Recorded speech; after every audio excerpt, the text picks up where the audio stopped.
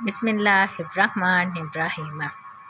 حضرت ثوبان رضی اللہ تعالیٰ عنہ بیان کرتے ہیں، رسول اللہ صلی اللہ علیہ وسلم نے فرمایا، جو شخص اس حال میں فوت ہو کہ وہ کبر و خیانت اور قرض سے بری ہو تو وہ جنت میں داخل ہوگا۔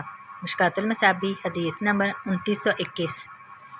حضرت ابو موسیٰ رضی اللہ تعالیٰ عنہ نبی صلی اللہ علیہ وسلم سے روایت کرتے ہیں، آپ صلی اللہ علیہ وسلم نے فرمایا، کبیرہ گناہوں کے بعد اللہ کے ہاں سب سے بڑا گناہ جس سے اللہ نے منع فرمایا ہے وہ یہ ہے کہ بندہ مرنے کے بعد اپنے رب سے اس حال میں ملاقات کرے کہ اس کے ذمہ قرض ہو اور وہ اس کی ادائیگی کے لیے کوئی چیز نہ چھوڑے۔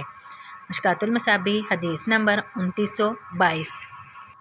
حضرت عمر بن عوف مزنی رضی اللہ تعالیٰ عنہ نبی صلی اللہ علیہ وسلم سے روایت کرتے ہیں، آپ صلی اللہ علیہ وسلم نے فرمایا، مسلمانوں کے درمیان صلح جائز ہے، ایسی صلح کے سوا جو کسی حلال کو حرام کر دے یا کسی حرام کو حلال کر دے، اور اس شرط کے سوا جو حلال کو حرام کر دے یا حرام کو حلال کر دے، مسلمان اپنی شرطوں پر ثابت ہے۔ مشکوٰۃ المصابیح حدیث نمبر 2923۔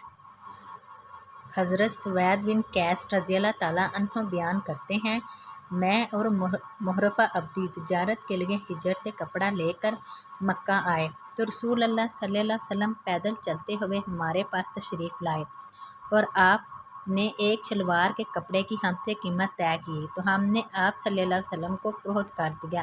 وہاں ایک آدمی تھا جو اجرت پر وزن کیا کرتا تھا، رسول اللہ صلی اللہ علیہ وسلم نے اس سے فرمایا، وزن کر اور جھکتا وزن کر، یعنی پورے سے کچھ زیادہ۔